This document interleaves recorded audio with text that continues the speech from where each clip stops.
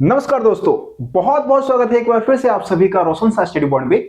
और आज की इस वीडियो में हम सभी समझने वाले हैं अपने 11th क्लास हिस्ट्री का चैप्टर नंबर 3, जिसका नाम है यायावर साम्राज्य। देखिए जी, इस चैप्टर की अगर हम बात करें तो इस चैप्टर में हम चंगेज खान के बारे में समझने वाले हैं। इस दुनिया का सबसे खूंखार, सबसे क्रूर राजाओं में से एक है ना। इसी रूप में हम चंगेज खान को जानते हैं। चंगेज खान ने लगभग ऐसा माना जाता है कि इस दुनिया में 4 करोड़ लोगों को अपने साम्राज्य के विस्तार के समय मार डाला। जहां भी जाता वहां पे नगरों को बिल्कुल उजाड़ देता, तबाह कर देता, बर्बाद कर देता, कस्बों को बर्बाद कर देता, पूरा का पूरा गांव तहस नहस करके निकल जाता। जितने भी बच्चे, महिलाएं, बूढ़े, कोई भी उसके रास्ते में आता, कोई नहीं बच पाता, सबको नस्तो नाबूद कर देता। ऐसा एक राजा था चंगेज खान। ठीक है जी। तो ये पूरा चैप्टर जो है वो चंगेज खान के इतिहास के बारे में बताता है। चंगेज खान और उसके जो भी पूर्वज हुए, उसके जो वंशज हुए, पूर्वज कह रहा हूं, उसके जो वंशज हुए, उन्हीं के इतिहास के बारे में ये चैप्टर वर्णन करता है। चैप्टर की अगर मैं बात करूं, देखो अब बहुत सारे बच्चों के मन में सवाल आते हैं कि भैया इतना ज्यादा क्रूर राजा था, इतना ज्यादा मतलब जिसने बहुत सारे महिलाओं के साथ दुष्व्यवहार किए, उसके और उसके साथियों ने, है ना, और बच्चों को मारा, बूढ़ों को मारा, इतने आम नागरिकों की जान ली उसने, हत्याएं की, और कृषि को तबाह कर दिया, पूरा व्यापार को तबाह कर दिया, हर चीज को चौपट कर दिया। क्या इसके बारे में वास्तव में इतिहास में पढ़ाया जाना चाहिए, ऐसे राजा के बारे में, ऐसे सम्राट के बारे में? देखो, वैसे हम लोग ऐसा पढ़ते हैं कि भाई वो बहुत क्रूर था, है ना, मतलब बुद्धि नहीं है भाई, जो कृषि को खत्म कर रहा है, व्यापार वगैरह को भी खत्म कर रहा है, पूरी मतलब ऐसा कहा जाता है। ठीक है, तो क्या ऐसे राजा के बारे में इतिहास में पढ़ना सही है? तो देखो, हम लोग उसको क्रूर कह रहे हैं, या इतिहास के बहुत सारे पुस्तकों में ऐसा बताया जाता है, लेकिन वास्तव में मंगोलिया के लोगों के लिए हीरो था वो। ठीक है, वहां के लोग उसकी प्रतिमा, आज भी उसकी प्रतिमा बना हुआ है मंगोलिया में, और उसको मतलब कहीं ना कहीं हीरो के रूप में देखते हैं। तो कुछ तो ऐसा काम किया होगा जिसके कारण उसको हीरो माना जाता है वहां का। ठीक है, तो जब पूरे चैप्टर को आप पढ़ेंगे तो आपका भी मतलब सोचने का तरीका चंगेज खान के बारे में जो है वो बहुत कुछ बदलेगा। आप अभी तक क्रूर राजा समझ रहे थे इसको, लेकिन ऐसा कुछ नहीं है, है ना। हर सिक्के के 2 पहलू होते हैं। ठीक है, एक सकारात्मक चीजें होती है, दूसरी नकारात्मक चीजें होती है। आप जिस चीज को देखेंगे आपको वही चीजें देखने को मिलेगी, आप जिस चीज को देखना चाहेंगे वही चीजें आपको देखने को मिलती है। ठीक है जी। तो देखिए, इस चैप्टर में हम यायावर साम्राज्य यानी कि मंगोलिया के जो लोग हैं उनके बारे में समझने वाले हैं। अपनी पीपीटी में आ जाते हैं और चीजों को एक एक करके समझना शुरू करते हैं। ठीक है जी।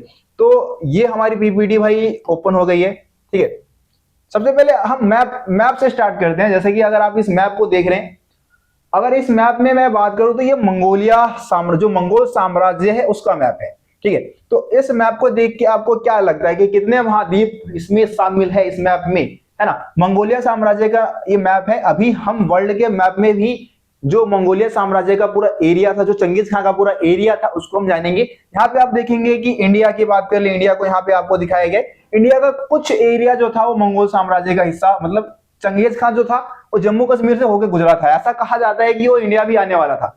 अगर इंडिया में आता तो इंडिया में भी तबाही मचा देता। ठीक है, इंडिया में आने वाला था, जम्मू कश्मीर होते हुए, तिब्बत होते हुए निकल गया, अपने देश मंगोलिया निकल गया। ऐसा क्यों हुआ? वो भारत पर हमला क्यों नहीं किया? तो उसके पीछे का रीजन ये था कि एक तो भाई भारत की जो जलवायु थी ना, उसके लिए अच्छी नहीं थी। वो जहां से आया था वहां पे ठंडे एरिया से आया था भाई। ठीक है, बर्फीले एरिया से आया था।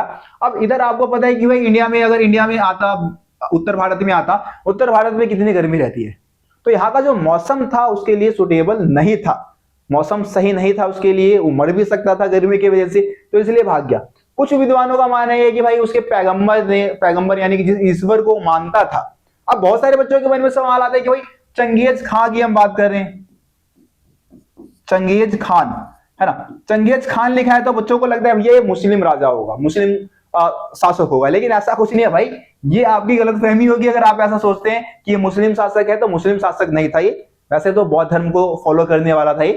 ठीक है, लेकिन मुस्लिम शासक नहीं था, कहने का मतलब ये है। ठीक है, तो भारत आना चाहता था। भारत में किस लिए नहीं आया? क्योंकि मौसम की वजह से, मौसम का, यहाँ का जो मौसम था वो उसके लिए हानिकारक था। तो यहाँ पे आप देखेंगे कि कौन कौन से मेन एरिया जो है वो चंगेज खान के साम्राज्य में आ जाता है। तो यहाँ पे आप मंगोलिया देखेंगे, है ना, पूरा मंगोलिया देश जो है उसी का था। काराकोरम है आपका, है ना, ताशकंद है, बुखारा है, मर्व है। ठीक है, निसापुर का जिक्र आपके बुक में बहुत बार देखने को मिलेगा। बल्ख है, हिरात, यहाँ पे नीचे हिरात दिख रहा है आपको, ठीक है, और मूज आपको दिख रहा है, बगदाद दिख रहा है, ठीक है। तो मॉस्को यहाँ पे आपको, मॉस्को यहाँ पे दिख रहा होगा, रसिया का भाग है। इधर आप आ जाएंगे तो थोड़ा सा यूरोप का भी कुछ एरिया जो था इस पे इसने कब्जा किया था, ठीक है। इधर आप देखेंगे तो यहाँ पे आपको सऊदी अरब वगैरह दिख जाएगा, सऊदी अरबिया है, ठीक है। तो ये पूरा एरिया जो था, इधर जापान का भी कुछ एरिया शामिल कर लो, पूरा चाइना को भी भाई रोन डाला था, चाइना पे भी कई बार हमले हुए थे। आपको पता होगा कि चीन की जो महान दीवार है ना, जो कि 7 तजुओं में से एक है, वो यायावर लोगों से बचने के लिए ही चाइना के राजाओं ने बनवाया था, ठीक है। तो चीन के नाक में भी दम कर रखा था भाई चंगेज खान ने और उसके साथियों ने, ठीक है। अगर हम वर्ल्ड के मैप में आ जाए तो आपको और ज्यादा चीजें, मैं आपको और चीजें समझाने की कोशिश करूंगा वर्ल्ड के मैप के माध्यम से। देखो, वर्ल्ड के मैप में चलने से पहले एक और चीज मैं आप लोगों को बता देना चाहूंगा। अगर आप सभी रोशन शाह स्टडी पॉइंट पे पहली बार आए हैं और रोशन शाह स्टडी पॉइंट के बारे में आप ज्यादा नहीं जानते हैं, तो आपकी जानकारी के लिए मैं बताना चाहूंगा कि रोशन शाह स्टडी पॉइंट पे एनिमेटेड वीडियो की सीरीज शुरू की गई थी। पहले जब मैंने चैनल स्टार्ट किया था तो सारी वीडियो में एनिमेटेड फॉर्म में बनाता था, ठीक है। तो एनिमेटेड वीडियो चैनल पे डली हुई है पहले से, है ना। एनिमेटेड वीडियो को आप लोग देखें, कम समय में आप आसानी से चैप्टर को समझ सकते हैं। डिजिटल बोर्ड की सीरीज देख रहे हैं, बहुत अच्छी बात है, क्योंकि इसमें हम डिटेल में चीजों को समझ रहे हैं, आपको मजा भी आ रहा होगा, है ना। लेकिन एनिमेटेड वीडियो आप जब रिवीजन करेंगे तो रिवीजन के टाइम में तो भाई एनिमेटेड वीडियो ही देख लेना, उससे भी काम हो जाएगा बहुत मजेदार तरीके से। एनिमेशन के माध्यम से हिस्ट्री, पॉलिटिकल साइंस, ज्योग्राफी और दूसरे सब्जेक्ट की वीडियो हमने प्रोवाइड करा रखी है रोशन शाह स्टडी पॉइंट पे, बिल्कुल फ्री में है सारी चीजें। तो जाए देखिए, इसको भी देखिए, है ना। और बाकी अभी जो चैप्टर में चीजें मैं समझा रहा हूँ उसको तो आपको समझना है। तो अगर आप वर्ल्ड के मैप को देखेंगे, ये हमारा वर्ल्ड का मैप ओपन हो चुका है, तो वर्ल्ड के मैप में आपको ये पूरा एरिया जो दिख जाएगा, है ना। एक मिनट, हाँ। तो वर्ल्ड के मैप में इधर आपको चाइना दिख रहा है, इंडिया दिख रहा है इधर, है ना।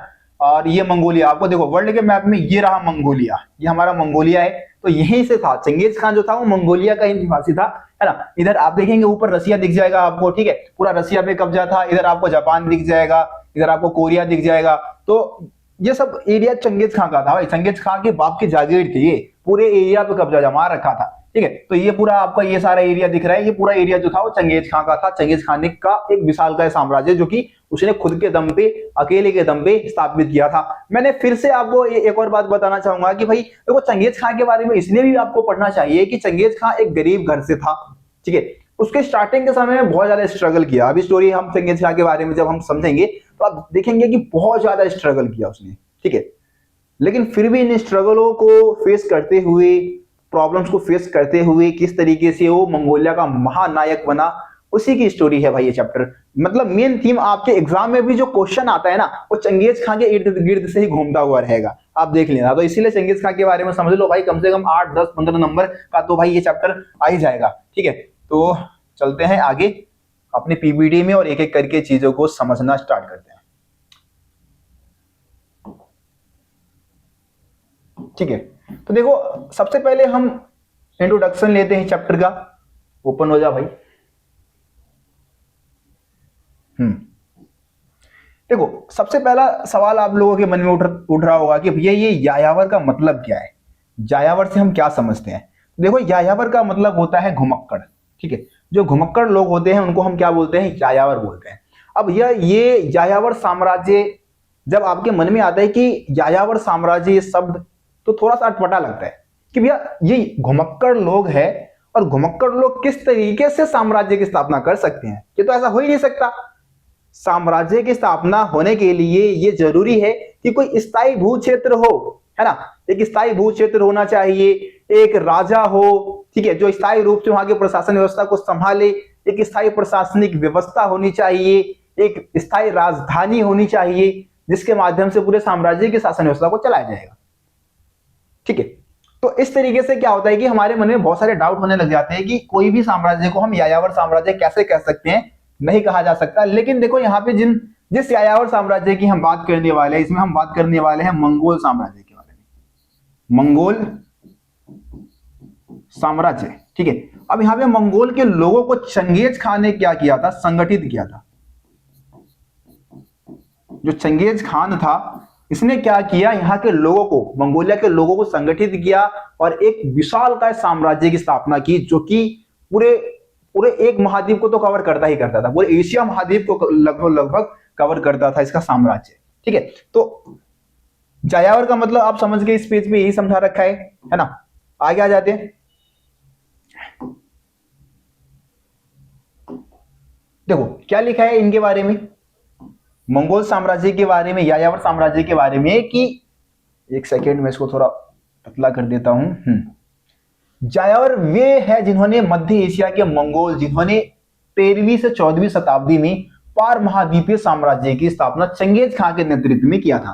ठीक है जी, तो चंगेज खां के नेतृत्व में इन्होंने क्या किया, पार महाद्वीपीय साम्राज्य की स्थापना की।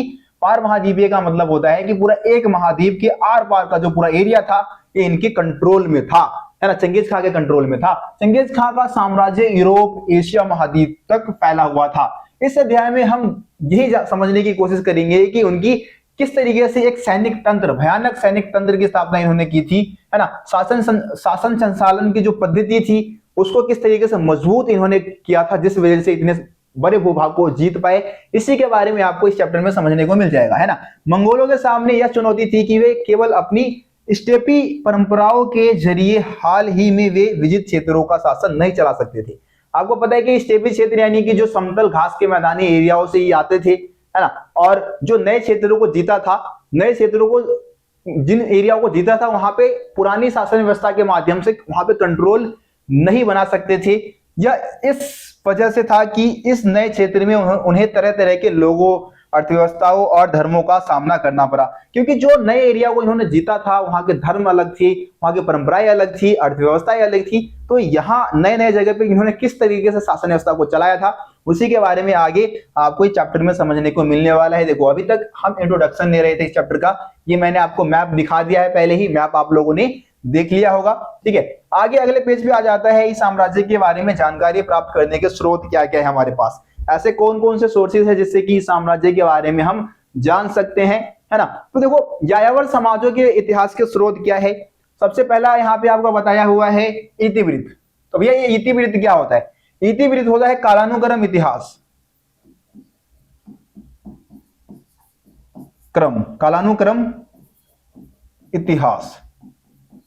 ठीक है, ये किसी राजा के बारे में होगा। ठीक है, किसके बारे में होगा, किसी राजा के बारे में जब कालानुक्रम इतिहास दिया जाता है, मतलब कि उसके जीवन से लेके मरण तक की जो पूरी स्टोरी होती है, उसकी पूरी मतलब जो सारी चीजें है उसका वर्णन किया जाता है, तो उसको हम क्या बोलते हैं, इतिवृत्त बोलते हैं, है ना। तो जो मंगोल साम्राज्य है या फिर जो यायावर साम्राज्य है उसके बारे में जानकारी प्राप्त करने का बहुत ही बढ़िया स्रोत है इतिवृत्त, है ना। इतिवृत्त से हम चंगेज खां के बारे में, उसके जो पूर्वज हुए उनके बारे में, उसके जो वंशज हुए उसके बारे में हम जान सकते हैं। दूसरा स्रोत क्या है हमारे पास, यात्रा वृत्तांत।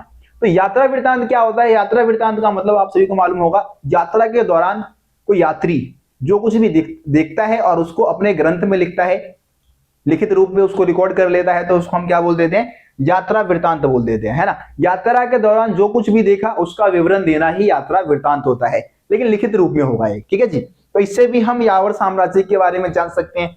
तीसरा स्रोत क्या है जी, तीसरा स्रोत क्या है हमारे पास, दूसरा ये हो गया, पहला ये हो गया। तीसरा स्रोत है नगरीय साहित्यकारों के दस्तावेज, है ना। तो बहुत सारे जो नगरीय साहित्य, जो नगरों में रहने वाले जो साहित्यकार थे, है ना, साहित्यकार यानी कि जो कहानियां लिखते हैं, कविताएं लिखते हैं, तो उन्होंने भी क्या किया होगा भाई, जो यायावर शासक है उनके बारे में कविताएं लिखी होगी, कहानियां लिखी होगी। ठीक है जी, तो ये भी एक स्रोत हो सकता है जिससे कि हम यायावर साम्राज्य के बारे में जान सकते हैं। आखिरी स्रोत आपका, जो चौथा स्रोत आपका दे रखा है वह है चीनी, मंगोली और फारसी और अरबी भाषाओं में प्राप्त स्रोत। तो देखो, क्योंकि जिन एरिया को ये कवर किए थे यायावर साम्राज्य के शासकों ने, वहां पे ज्यादातर चीनी एरिया, चीनी भाषा बोलने वाले लोग हैं, मंगोली भाषा बोलने वाले, या फारसी या फिर अरबी। तो इन भाषाओं में भी बहुत सारे ग्रंथ लिखे गए, यायावर लोगों के बारे में जानकारी दी गई उन ग्रंथों में, उससे भी पता चल सकता है। ठीक है, तो ये 4 स्रोत है जिससे कि हमें मंगोलों के बारे में पता चलता है, या फिर यायावर साम्राज्य का इतिहास पूछ ले, या फिर आपसे चंगेज खां का इतिहास पूछ ले, तो ये सारे स्रोत आप बताएंगे। ठीक है जी, उम्मीद करता हूं यह टॉपिक भी आपको समझ में आ गया होगा। आ गया होगा यह टॉपिक समझ में। चलिए जी आगे बढ़ जाते हैं। देखो यहाँ पे भूमिका में कुछ जानकारी दे रखी है, ठीक है, इसको आप लोग पढ़ लेना। यहाँ पे मेरे को नहीं लगता कि आपको ज्यादा यहाँ पे बताने की जरूरत है। एक मिनट, पेज ओपन नहीं हो रहा, थोड़ा लोड लेने में दिक्कत हो रही है भाई।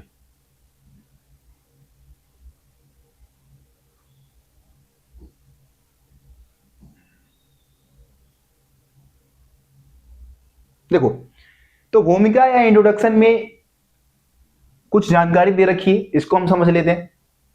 देखो, चंगेज खां की मृत्यु लगभग 1227 ईस्वी में हो गई थी। तो इसने क्या किया था, मंगोलों को, जो मंगोल थे उनको संगठित करने का काम किया था, है ना। उसका जीवन मंगोल जातियों पर कब्जा जमाने में और साम्राज्य क्षेत्र के विस्तार में, उसको फैलाने में पूरा जीवन उसका बीत गया, है ना। उसके वंशजों ने दुनिया के सबसे विशाल साम्राज्य का निर्माण किया। तो विशालकाय साम्राज्य की नींव उसके वंशजों ने डाली, ठीक है। उसे ईश्वर से विश्व पर शासन करने का आदेश प्राप्त था। उसको कहीं ना कहीं ईश्वर से ये आदेश मिला था कि पूरे विश्व पर वो क्या करे, शासन स्थापित करे। जो एक सिकंदर का नाम आप लोगों ने शायद सुना होगा, सिकंदर महान का, है ना, ठीक है। तो सिकंदर जो था ये भी पूरी दुनिया को जीतना चाहता था, लेकिन जो चंगेज खां था, चंगेज खान ने कहीं ना कहीं सिकंदर, जो सिकंदर है उसकी सफलता को भी बौना कर दिया। जितना एरिया सिकंदर ने जीता था उससे कई गुना ज्यादा एरिया चंगेज खान ने जीता। तो सिकंदर से भी आगे है हमारा चंगेज खान, ठीक है। उसका अपना जीवन मंगोल जातियों पर कब्जा जमाने में और साम्राज्य का विस्तार करने में, जैसे कि उत्तरी चीन को जीता, तुरान, अफगानिस्तान, पूर्वी ईरान, रूसी स्टेपिज क्षेत्रों के विरुद्ध युद्ध अभियानों में नेतृत्व करते हुए पूरा जीवन बीत गया। यहाँ यहाँ एरियाओं में जो युद्ध हुआ, पूरे तरीके से वो अपने जीवन को इन्हीं युद्धों में समर्पित उसने कर दिया। उसके वंशजों ने इस क्षेत्र से और आगे जाकर चंगेज खां के स्वप्न को सार्थक सिद्ध किया और पूरी दुनिया में सबसे विशालकाय साम्राज्य की नींव इन्होंने डाली। देखो आगे क्या लिखा है, चंगेज खां के आदेश के मुताबिक उसके पोते, जिसका नाम था मोंके, है ना, मोंके ने क्या किया था, फ्रांस के शासक लुई नौवे को यह चेतावनी दी कि स्वर्ग में केवल एक ही शाश्वत आकाश है और पृथ्वी का केवल एक ही अधिपति चंगेज खान है ना। मतलब कि अगर जैसे हम अगर बात करें स्वर्ग में, जैसे कि अगर हम आकाश की बात करें या फिर इस दुनिया में अगर आकाश की बात करें तो एक ही आकाश है, उसी तरीके से इस दुनिया का, इस पृथ्वी पे अगर कोई एक, अगर हम अधिपति की बात करें यानी कि एक राजा की बात करें तो कौन है, एक वो है चंगेज खान, ठीक है। उसका चंगेज खान का पोता ये बात कहता है कि इसको लुई नौवे को धमकी देते हुए। देखो आगे क्या लिखा है कि चंगेज खान के एक दूसरे पोते बाटू, दूसरे पोते का नाम क्या दे रखा है, बाटू ने क्या कहा था, बाटू ने रूस के अभियान के समय, अपने अभियान के समय रूस की भूमि को मास्को तक रौंद डाला था। मतलब कि रूस के जो राजा थे उनको मास्को, जो बिल्कुल उसका उत्तरी में सबसे टॉप के ऊपर आपने देखा होगा मैप में, वहां तक इन राजाओं को भगा डाला था। पोलैंड, हंगरी, है ना, इन पर विजय प्राप्त कर लिया उसने। वियना के जो बाहर के एरिया थे उस पर भी इसने कब्जा किया, ठीक है। 13वीं शताब्दी तक यह लगने लगा कि शाश्वत आकाश मंगोलों के पक्ष में था। चीन के अधिकांश भाग, मध्य पूर्व एशिया और यूरोप यह मानने लगे कि चंगेज खां की आबादी दुनिया पर विजय ईश्वर का गुस्सा है कि दिन की शुरुआत है। मतलब कि बहुत सारे लोग ऐसी कहावत या ये सारी चीजें सोचते थे कि भाई ये आबादी पर विजय प्राप्त कर रहे हैं या फिर ये ईश्वर का गुस्सा है ना, या फिर दिन की शुरुआत है। ऐसी ऐसी बातें मतलब लोग बना रहे थे जब ये पूरे एरिया को जीत रहे थे, ठीक है जी। तो ये तो भाई इंट्रोडक्शन पार्ट था। यहां से वैसे क्वेश्चंस आपके एग्जाम में नहीं आते हैं, बस आप अगर एनसीईआरटी बुक को पढ़ेंगे तो इंट्रोडक्शन वाले पार्ट में ये सारी चीजें दे रखी है, ठीक है। अब देखो ऐसा करते ना, ये जो मंगोलिया लोगों के बारे में जो बता रखा है, उनकी सामाजिक पृष्ठभूमि की बात कर रखी है। इस टॉपिक को समझने से पहले अभी मैं आपको समझाऊंगा। मैं चाहता हूं कि पहले हम चंगेज खां के बारे में जाने भाई, चंगेज खां के बारे में जान लेते हैं, उसके बाद इन टॉपिक्स को हम हाथ लगाएंगे, इन टॉपिक को हम समझेंगे, ठीक है। पहले हम चंगेज खां के बारे में बात कर लेते हैं। पेज लोड नहीं हो रहा भाई, थोड़ा सा इंतजार करना पड़ेगा। हाँ, चंगेज खां की जीवन वृत्तांत, ठीक है जी। चंगेज खान की जीवनी को समझ लेते हैं और उसकी सैनिक उपलब्धियों को समझ लेते हैं। देखो इस चैप्टर में आप स्टेट बोर्ड के स्टूडेंट हैं, यूपी बोर्ड, बिहार बोर्ड, या फिर आप राजस्थान बोर्ड के हो सकते हैं, है ना, या फिर एमपी बोर्ड के हो सकते हैं, या फिर ज्यादातर स्टूडेंट हमारे चैनल पे सीबीएसई बोर्ड के हैं। आप हर साल के क्वेश्चन पेपर को उठा के देख लेना, लॉन्ग क्वेश्चन आंसर में चंगेज खान की जीवनी और उसकी जो सैनिक उपलब्धियां है ना, ये दो क्वेश्चन भाई हर बार पूछा जाता है, हर बार फिक्स क्वेश्चन है। तो ऐसा करो कि इस चैप्टर में भाई इस टॉपिक को तो बिल्कुल दिमाग में बसा लो, पूरे 8 नंबर में आ जाए। स्टेट बोर्ड में कई जगह 4 नंबर 5 नंबर, स्टेट बोर्ड में कई जगह 10 नंबर में भी ये क्वेश्चन आ जाता है भाई। यूपी बोर्ड में 10 नंबर के भी हिस्ट्री के क्वेश्चन आते हैं। सीबीएसई बोर्ड की बात करो तो 8 नंबर में क्वेश्चन आते हैं, ठीक है, लॉन्ग क्वेश्चन। तो वहां पे ये क्वेश्चन भैया बहुत इंपॉर्टेंट रहेगा आप सभी के लिए। चंगेज खान की जीवनी और उसकी सैनिक उपलब्धि उसको समझेंगे। उसके बाद मंगोल कौन थे, उनका जीवन किस तरीके का होता था, उसके बारे में फिर मैं समझाऊंगा। अभी जो टॉपिक मैंने स्किप किया है उसको इस टॉपिक के बाद समझाऊंगा। अभी आप चंगेज खान के बारे में जानो कि भैया चंगेज खान है क्या चीज ये आखिर। देखो तो चंगेज खान का जन्म की अगर हम बात करें तो 1162 ईस्वी में हुआ। कब हुआ? 1162 ईस्वी में हुआ। आधुनिक मंगोलिया में एक नदी है, नदी का नाम है ओनोन नदी, ठीक है। तो ओनोन नदी के किनारे हुआ, 1162 ईस्वी में जन्म हुआ और ओनोन नदी के किनारे इसका जन्म हुआ था। इसके बचपन का नाम क्या था जी? तेमुजीन, है ना। बचपन का नाम क्या था? तेमुजीन। बचपन का नाम क्या था? तेमुजीन। तो सारे बच्चे कमेंट में मारेंगे भाई बचपन का नाम, जो चंगेज खान है उसके बचपन का नाम क्या था, कमेंट में सारे बच्चे एक बार लिख देंगे मेरे को, ठीक है। उसके बाद उसके पिता की बात करें तो पिता का नाम था एसुजी। पिता का नाम क्या था? एसुजी, है ना। और इसके पिताजी जो थे ना वो कियात कबीले के मुखिया थे, कियात कबीले के सरदार थे, क्योंकि पुराने समय में जो लोग बटे हुए थे वो कबीलों में बटे हुए थे, अलग अलग कबीले होते थे। तो इनके पिताजी किस कबीले के सरदार थे? कियात कबीले के सरदार थे, यानी कि मुखिया थे। लेकिन क्या होता है कि भैया जब हमारा तेमुजीन, हमारा हीरो जो था वो छोटा था ना, तभी मतलब इनके पिताजी की मृत्यु हो गई थी, है ना। अल्प आयु में ही इनकी हत्या कर दी गई थी, मार दिया गया था इनको, इनकी हत्या हो गई थी। अरे उनकी माता जो है ओलोइन ईके, माँ का नाम क्या है? चंगेज खान के माँ का नाम क्या है? ओलोइन ईके, ठीक है। नाम भाई थोड़े खतरनाक है, याद करना पड़ेगा आप लोगों को, नाम रटना पड़ेगा भाई। ओलोइन ईके। तो ओलोइन ईके ने क्या किया? तेमुजीन और उसके सगे और जितने भी सौतेले भाई उसके थे सबका पालन पोषण बहुत ही मुश्किलों से किया। बहुत मुश्किल भरा जीवन रहा इनका बचपन का, ठीक है। तो बहुत ही मुश्किल से लालन पालन किया, बहुत ही कठिनाई से किया। 1170 में क्या होता है? तेमुजीन का अपहरण कर लिया जाता है, ठीक है। 1170 में क्या हुआ? किडनैप कर लिया गया, इसको दास बना दिया गया, गुलाम बना लिया किसी ने पकड़ के, क्योंकि पुराने समय में भाई दास व्यवस्था बहुत प्रचलित थी, दास बनाने की परंपरा जो थी वो बहुत ज्यादा प्रचलित थी, है ना। तो दास बन गया भैया ये। अब देखो, अब आगे बढ़ते हैं। तो उसके पत्नी की बात करें, उसकी पत्नी जो थी बोर्टे, क्या नाम था पत्नी का? बोर्टे। उसका भी अपहरण कर लिया गया भैया, उसको भी अपहरण कर लिया लोगों ने, मतलब कि इसके जो दुश्मन होंगे उन्होंने, लोगों ने नहीं, दुश्मनों ने कर लिया होगा, ठीक है। अपनी पत्नी को छुड़वाने के लिए उसको लंबी लड़ाई लड़नी पड़ी भाई, कई जगह पे मतलब खून खराबा मचा दिया, क्योंकि भाई बीवी को तो छुड़ाना है भाई। बीवी जो है घर की इज्जत होती है, महिलाएं घर की इज्जत होती है, किसी भी हालत में अपनी जान की बाजी लगा के बचाना तो था ही। तो खून खराबा मचा दिया चंगेज खान, मतलब तेमुजीन भाई ने। उसकी इस विपत्ति के समय उसने क्या किया? बहुत मित्र बनाए भाई, अनेक मित्र बनाए, दोस्ती की, फ्रेंडशिप बहुत जरूरी होता है मेरे हिसाब से। कभी भी आप मुसीबत में फंसे होते हैं तो आप अपने दोस्तों को ही बुलाते हैं, तो इसलिए दोस्ती करना बहुत जरूरी है, ठीक है। तो आप भी अपने नए नए दोस्त बनाए, जब भी लड़ाई हुई फोन घुमाई, अपने दोस्तों को बुलाए। ऐसे ही करते हैं भाई, दिल्ली के स्कूलों में तो ये होता है। देखो इसके अलावा आप अगर इसके मित्र की बात करें तो सबसे मतलब बेहतरीन दोस्त, बेस्ट फ्रेंड जिसको हम बोलेंगे, वो कौन था? बोघु रचू, है ना। उसका विश्वसनीय मित्र था और सदैव मुश्किल के टाइम पे इसका साथ देता रहा। तो आप भी कमेंट में भाई अपने ऐसे दोस्त का नाम जरूर बताएं जो कि हमेशा मुश्किल में आपके साथ रहते हैं। कमेंट में बता देना भाई, अपने एक प्रिय दोस्त का नाम जरूर बताना, है ना, जो हमेशा आपके साथ खड़ा रहता है मुसीबत के टाइम पे। देखो तेमुजीन का जो सगा भाई था जम्मू का, एक और नाम आ गया भाई जम्मू का, वो भी उसका एक विश्वसनीय मित्र था, बहुत ही अच्छा दोस्त था जम्मू का, ठीक है जी। तो जम्मू का भी नाम याद रखना। उसके बाद तेमुजीन ने अपने पिता के वृद्ध भाई तुगरली उर्फ ओंग खान, बस शॉर्ट में भाई नाम याद रख लो, ओंग खान भी लिख दो ना चलेगा। तो ओंग खान से क्या किया? मित्रता की, जो कि इसका चाचा भी था, है ना। जिसके पिता का मतलब भाई था, यानी कि चाचा ही होगा, ठीक है। तो चाचा था, उसके साथ क्या कर लिया, रिश्तों को पुनर्स्थापित किया, उसके साथ दो मतलब उसके साथ फिर से रिश्ता स्थापित किया उसने। तेमुजीन का सगा भाई जमुका बाद में उसका शत्रु बन गया। भाई देखो, जमुका जो है बाद में क्या बन जाता है, उसका दुश्मन बन जाता है, शत्रु बन जाता है। 1180 और 1190 के दशक में तेमुजीन ने ओ खान की सहायता से, देखो ओ खान की सहायता से क्या किया, जमुका जैसे शक्तिशाली प्रतिद्वंदियों को परास्त कर दिया, जमुका को हराया।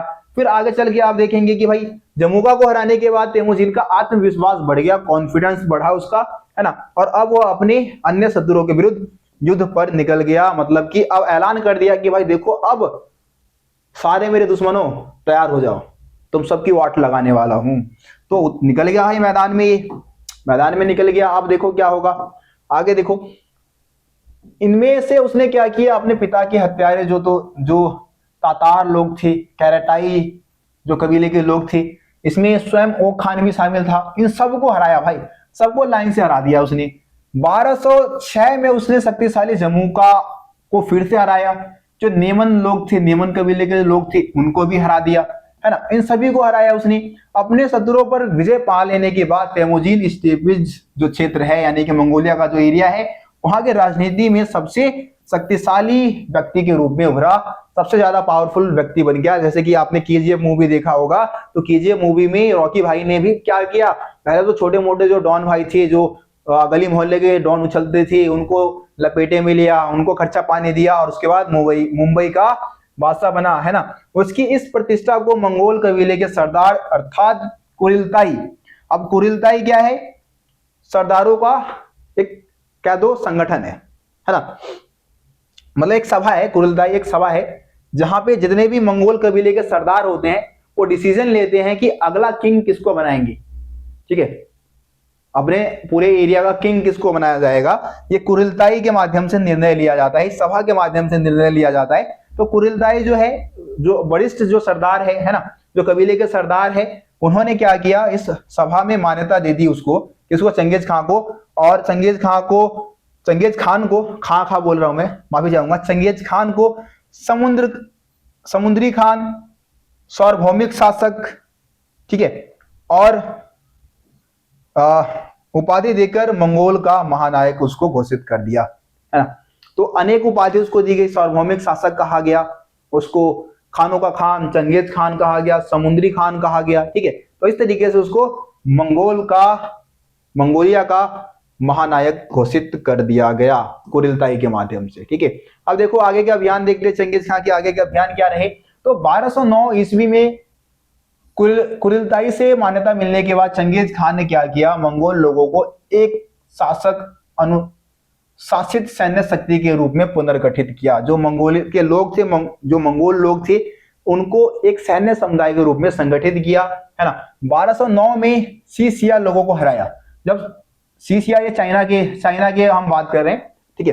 तो चाइना में जो सीसिया लोग थे उनको हरा दिया, कब, 1209 में। कहां से थे, चीन से थे, ठीक है। तो चीन पे भाई इसका जो जीतने का जो मंशा था स्टार्टिंग से था, चीन पे हमला बोलने का मंशा इसका स्टार्टिंग से था।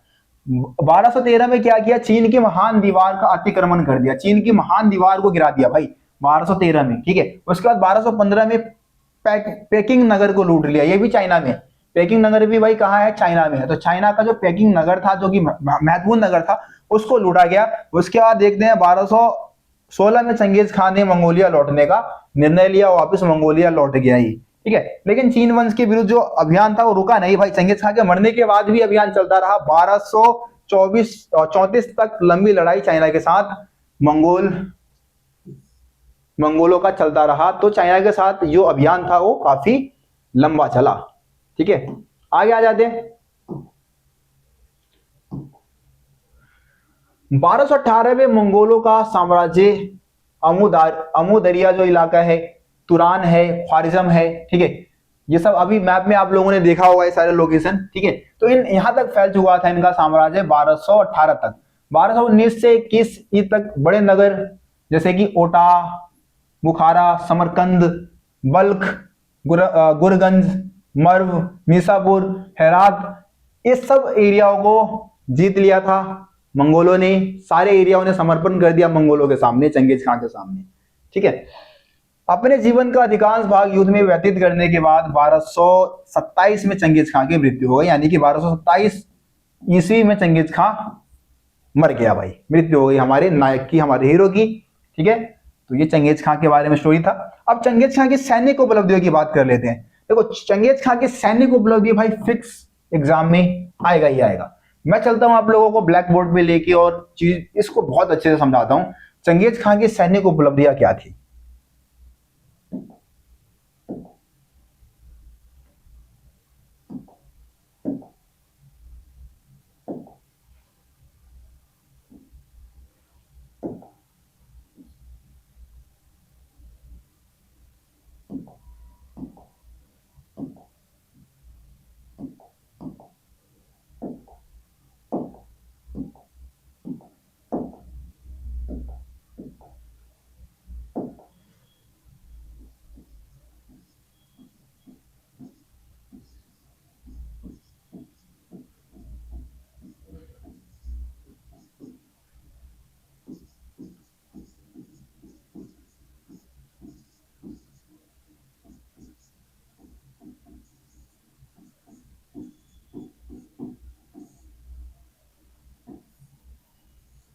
तो चंगेज खां की अगर हम सैन्य उपलब्धियों की बात करें तो सबसे पहला पॉइंट आप बताना,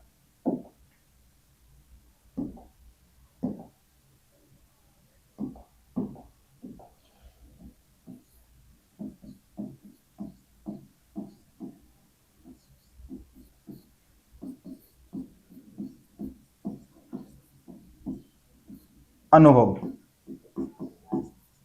तीरंदाजी का अद्भुत अनुभव। ठीक है, मंगोल सैनिकों की खासियत ये थी, चंगेज खां के जो सिपाही थे उनकी खासियत क्या थी कि इनके पास तीरंदाजी का बहुत ही कौशल अनुभव था। ठीक है, खास करके घुड़सवार पे जो तीरंदाजी करते थे ना वो बहुत ही अनुभव था। मतलब घोड़े पे सवार होके ऐसा तीर चलाते थे कि बिल्कुल सटीक निशाना आ जाता था भाई, बिल्कुल सटीक निशाना बैठता था। तो तीरंदाजी का अद्भुत अनुभव था इसके सेना के पास। दूसरा पॉइंट क्या बताओगे, घुड़सवारी का कुशल अनुभव भाई।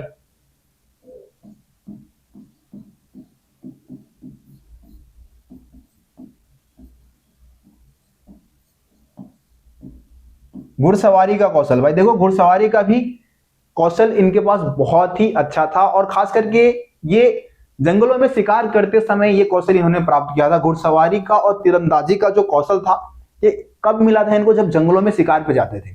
तो आपको पता है कि भाई यायावर घुमक्कर लोग थे, शिकार वगैरह के माध्यम से ही अपना जीवन यापन करते थे, खेती बहुत कम होती थी यहाँ पे, है ना। तो ये सारे कौशल उनको शिकार के समय प्राप्त हुआ था। तीसरा पॉइंट आप क्या बता सकते हो, तीसरा पॉइंट आप बता सकते हो मौसम की जानकारी, मौसम की जानकारी।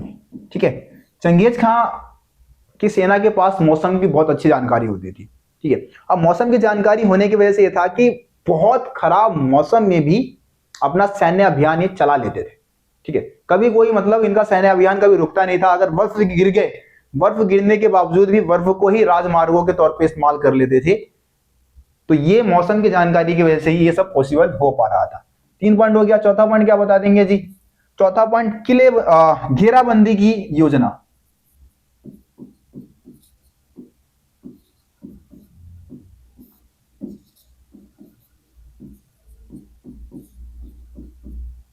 योजना, ठीक है जी, घेराबंदी की योजना भी ये बहुत अच्छे से बना लेते थे। घेराबंदी की योजना बनाने का बेनिफिट क्या होता था कि मान लो कि कोई एरिया है, जैसे कोई साम्राज्य है, तो साम्राज्य की राजधानी को चारों तरफ से किले द्वारा घेरा जाता था, है ना। अब किले द्वारा घेरा गया है तो राजधानी को कब्जे में लेना बहुत मुश्किल है, राजधानी पे कब्जा करना बहुत मुश्किल है। ठीक है, और किलेबंदी अगर किसी राजधानी की कर रखी है तो भाई वहां से किले के ऊपर से क्या होगा, धड़ाधड़ हमला हो सकता है आसानी से। ठीक है, लेकिन चंगेज खान ने क्या कर रखा था, किसी भी साम्राज्य, कोई भी किलेबंद साम्राज्य है, किलेबंद राजधानी, उसकी सेना को किस तरीके से घेरना है, किस तरीके से हमला करना है उनके ऊपर, ये सब योजना बहुत अच्छे से बना लेता था। और इस तरीके से क्या होता था कि जो किलेबंद जो साम्राज्य है या जो किलेबंद राजधानी है उसको भी आसानी से ये जीत लेता था। ठीक है, तो ये हो गया हमारा। एक और पॉइंट बता सकते हैं इसमें हम, नफ्ता बमबारी। यहां लिख देता हूं मैं, 5वां पॉइंट यहां लिख देता हूं।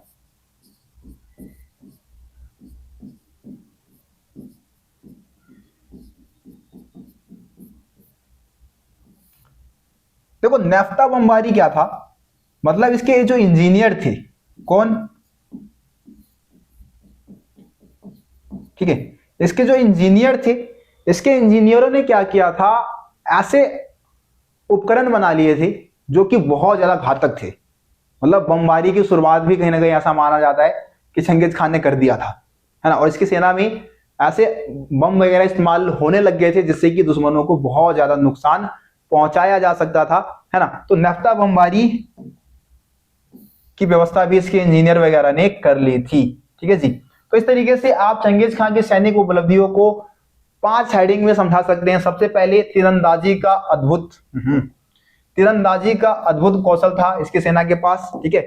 इसके अलावा घुड़सवारी का भी कौशल अद्भुत था इनके पास, जो कि ये सब उन्होंने जंगल में शिकार करते समय प्राप्त किया था। मौसम की जानकारी थी, मौसम की जानकारी होने का बेनिफिट यह था कि भाई खराब मौसम में भी युद्ध अभियान इनके नहीं रोकते थे। घेराबंदी की योजना बहुत अच्छी थी, दुश्मनों को आसानी से हरा सकते थे घेराबंदी के माध्यम से। नेफ्ता बमबारी, है ना, नेफ्ता बमबारी की व्यवस्था भी इन्होंने कर रखी थी, जो कि इनके इंजीनियरों ने ऐसे बम बना लिए थे जिससे कि दुश्मनों को बहुत ज्यादा नुकसान पहुंचाया जा सकता था, ठीक है। तो ये हमारा हो गया चंगेज खां की सैनिक उपलब्धियों के बारे में। चलिए जी आगे आ जाते हैं अपने फिर से पीवीडी में। तो आप अगर ये सारे पॉइंट पढ़ेंगे, मैं आपको पढ़ के दिखा भी देता हूं, जो भी मैंने आपको बताया है उसी के बारे में यहाँ पे आपको देखने को मिल जाएगा। एक बार रीड कर लेते हैं यहां से भी हम,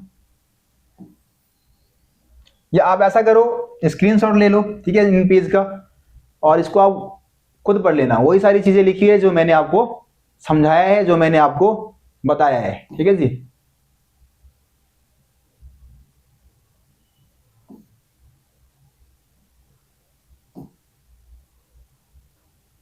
बस यही यही पेज है, इतना ही है। ये तो आगे है, इसको हम सेकंड, ये जो टॉपिक बचा हुआ है इसको हम सेकंड पार्ट में समझने वाले हैं, ठीक है। चंगेज खां की मृत्यु के बाद जो मंगोल साम्राज्य का क्या हुआ इसको हम सेकंड पार्ट में समझेंगे। अभी मैंने आपको एक टॉपिक बीच में जो स्किप किया था वो समझाता हूं।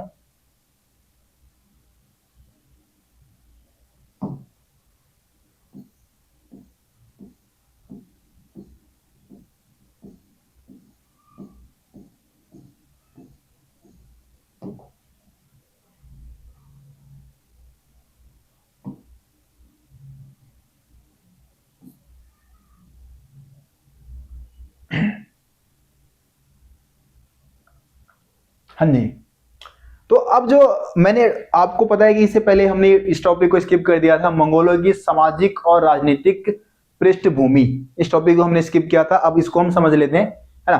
तो मंगोल जनजाति की हम बात कर रहे हैं, वहां की जनजातियों की विशेषता को इस चैप्टर में हम समझने वाले हैं। थोड़ा बहुत वहां के भूगोल की बात करेंगे, जो मंगोल लोग थे वो क्या काम करते थे, चंगेज खां से पहले इनकी जिंदगी कैसी थी, उसके बारे में इस टॉपिक में हम समझने वाले हैं। देखो क्या लिखा है कि मंगोल, देखो मंगोल जो थे वो अलग अलग समुदाय के लोग इनमें शामिल थे। मंगोलों में अनेक प्रकार के जो समुदाय के लोग थे वो शामिल थे, जिसमें अगर हम बात करें तो यह लोग पूर्व में तातार, खितान और मंचू लोगों से संबंधित है, ठीक है। पूर्वी दिशा की बात करें तो इसके पूर्वी दिशा में कौन से समुदाय के लोग रहते थे, तो तातार, खितार और मंचू। पश्चिम में इनका संबंध भाषागत समानता होने के कारण तुर्की कबीले से था, तो तुर्की कबीले के लोगों को भी भाई हम मंगोलों में शामिल कर दें क्योंकि भाषा इनकी एक जैसी थी, ठीक है, भाषागत समानता के कारण। और देखो कुछ मंगोल जो थे वो पशुपालक थे, यानी कि पशु पालते थे, और कुछ शिकार संग्रह थे, यानी कि शिकार करके अपना जीवन यापन करते थे। जो पशुपालक थे वो भेड़, बकरी, ऊंट वगैरह पालते थे, है ना, इन पशुओं को पाला करते थे। आसान था ये पॉइंट, तो बहुत आसान था। आगे आ जाओ। संग्रहक लोग, जो संग्रहक लोग थे वो पशुपालक कबीले के आवास क्षेत्र के उत्तर में साइबेरिया के वनों में रहते थे, ठीक है। जो पशुपालक लोग थे, पशुपालक कबीले, वो साइबेरिया के वनों में रहते थे, है ना। वह पशुपालक लोगों की अपेक्षा अधिक गरीब थे। हाँ क्या लिखा है,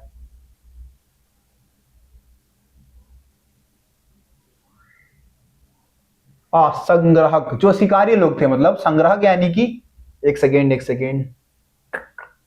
कंफ्यूजन, माफी चाहूंगा।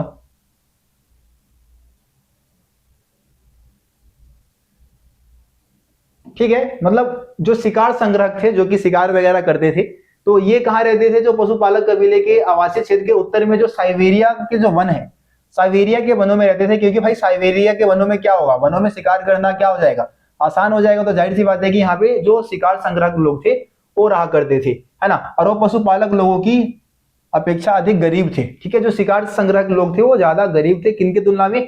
पशुपालकों के तुलना में। देखो आगे क्या लिखा है, वो अपना जीवन निर्वाह ग्रीष्म काल में पकड़े गए जानवरों के खाल के व्यापार से करते थे। जो शिकारी संग्रहक थे वो क्या करते थे, जानवरों को पकड़ते थे और उनको खाल को बेचकर पैसे वगैरह कमा लेते थे। मंगोल जो थे तंबुओं और झरों में निवास करते थे, मतलब तंबू बना लिया भाई, टेंट वगैरह बना लिया, है ना, तंबू बना लिया, तंबू में रह रहे हैं, या फिर किसी पेड़ के नीचे, किसी पेड़ के नीचे घर बना लिया और यहाँ पे रहना शुरू कर दिया, ठीक है जी।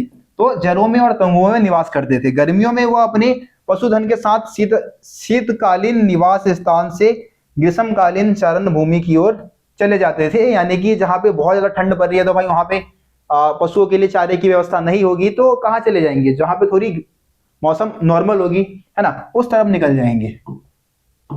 आगे आ जाओ, देखो आगे क्या लिखा है कि मंगोल कबीले निर्जातीय और भाषाई समानता के कारण आपस में जुड़े हुए थे। मतलब निर्जातीय का मतलब यह है कि इसमें अनेक जाति के लोग शामिल थे, ठीक है, परंतु उपलब्ध आर्थिक संसाधनों के अभाव के कारण उनका समाज जो था वो पितृपक्षीय वंशों में विभाजित था। मतलब अनेक प्रकार के पितृपक्षीय वंशों में ये बटे हुए थे, क्योंकि किसी के पास संसाधन बहुत है, किसी के पास संसाधन नहीं है, ठीक है, संसाधन की कमी वहां पे थी ही थी, कहने का मतलब है। तो इस वजह से यहाँ के लोग जो थे वो अनेक पितृपक्षीय वंशों में बटे हुए थे। धनी परिवार विशाल होते थे। धनी परिवार का महत्व भाई स्टार्टिंग से ही बहुत ज्यादा रहा, आज भी बहुत है। जो फैमिली अमीर है, अंबानी फैमिली की बात कर लो तो जिस मर्जी को अपने घर पे बुला के नचवा दे वो, है ना। उनके पास अधिक संख्या में पशु और चारण भूमि होती थी। जो धनी लोग होते थे उनके पास ज्यादा संख्या में क्या है, पशु है और चारण भूमि है जहां पे पशु चर सकते हैं, ठीक है। स्थानीय राजनीति में भी उनका अधिक दबदबा होता था, इसलिए उनके अनेक अनुयायी होते थे। तो स्थानीय राजनीति में भी धनी लोगों का ही दबदबा होता था और बहुत सारे लोग उनकी बातों को मानते थे भाई। देखो समय समय पर अनेक आने वाली प्राकृतिक आपदाओं जैसे कि भीषण शीत ऋतु के दौरान उनके द्वारा एकत्रित शिकार सामग्रियां तथा अन्य खाद्य भंडार समाप्त हो जाते थे। तो जब भाई मौसम खराब हो गया, शीत ऋतु आ गई, बहुत ज्यादा ठंड पड़ रहा है, प्रचंड ठंड पड़ रहा है, तो उस समय उनके संसाधन क्या हो जाते थे, समाप्त हो जाते थे लोगों के, है ना। वर्षा ना होने पर घास के मैदान भी सूख जाते थे, इसलिए उन्हें चारागाहों को की खोज में भटकना पड़ता था। चारागाह यानी कि पशुओं के चारे के लिए उनको अलग अलग जगह पे जाना पड़ता था। इसलिए तो घुमक्कड़ थे भाई, घुमक्कड़ इसलिए तो बन गए थे क्योंकि भाई चीजें एक जगह पे आसानी से नहीं मिल पा रही है उनको, है ना। मंगोल कबीले में आपसी संघर्ष भी होता रहता था। पशुधन प्राप्त करने के लिए वह लूटपाट भी करते रहते थे। पशुधन प्राप्त करने के लिए क्या कर रहे जी, लूटपाट भी करते थे। प्राय परिवारों के समूह आक्रमण करने अथवा अपनी रक्षा करने के लिए शक्तिशाली कुलो, फुल नहीं होगा भाई, मिस प्रिंट हो गया, माफी चाहूंगा, इसको आप लोग सही कर लेना, कुल होगा, कुल, कुलों से मित्रता कर लेते थे, है ना। अपनी पावर बढ़ाने के लिए उस समय भी यही होता था कि अपनी पावर बढ़ाने के लिए जो समुदाय के लोग थे, जो पावरफुल जो कुल के लोग हैं उनसे दोस्ती कर लेते थे ताकि अपनी शक्ति को बढ़ा सके। तो यही चीज भाई आज भी चल रहा है, उस समय भी चलता था, आज भी सब पावरफुल लोगों के साथ दोस्ती करना चाहते हैं, ठीक है। उसके बाद ये चंगेज खान की जीवन वृत्ता आ गई, जो कि मैंने आपको समझा दिया है। चंगेज खान की सैन्य उपलब्धियां भी मैंने आपको समझा दी है, ठीक है। तो ये चैप्टर हमारा जो है 2 पार्ट में ही आएगा। ये पार्ट 1 थी, लगभग आप देखेंगे तो 40 मिनट से ऊपर की आपकी ये वीडियो हो चुकी है ना। देख लेते हैं एक बार, तो 44 मिनट की वीडियो हो चुकी है। और ज्यादा लंबी वीडियो मैं बनाता नहीं हूँ, कोशिश ये रहती है कि भाई आधे घंटे से 40 मिनट के बीच में एक पार्ट बनाए, और हर चैप्टर को हम 2 पार्ट में कर रहे हैं, कोई ज्यादा दिक्कत नहीं है। आप अभी ये पार्ट डाल दो, 2-3 दिन में सेकंड पार्ट भी डाल दूंगा, ठीक है, ज्यादा टाइम नहीं लगाएंगे। और आपका सिलेबस, कोशिश यही रहेगी कि सिलेबस को हम 20 अगस्त से पहले खत्म कर ले, है ना। और उसके बाद फिर इंपॉर्टेंट क्वेश्चन आंसर, उसके बाद फिर एमसीक्यू सीरीज, बहुत सारी चीजें आप सभी के लिए, सैंपल पेपर, ठीक है, प्रीवियस ईयर क्वेश्चन पेपर, बहुत कुछ हम 11th-12th क्लास के लिए स्पेशली कंटेंट किसके लिए बना रहे हैं भाई, 11th-12th क्लास के स्टूडेंट्स के लिए बना रहे हैं। तो आप सभी के लिए चैनल है, बस आप 2 क्लास 11th-12th के लिए ही हमें काम करना है। तो भाई फुल सपोर्ट आप लोगों का होना चाहिए, ठीक है। वीडियो पसंद आया तो लाइक शेयर कर देना, चैनल को सब्सक्राइब नहीं किया हो तो सब्सक्राइब करके बेल आइकन को प्रेस कर लो ताकि हमारे चैनल पे आने वाली सभी वीडियो का नोटिफिकेशन सबसे पहले आप तक पहुंचे। तो मिलते हैं आप सभी से अगली वीडियो में, तब तक के लिए जय हिंद जय भारत। आप सभी अपना ख्याल रखिए, धन्यवाद।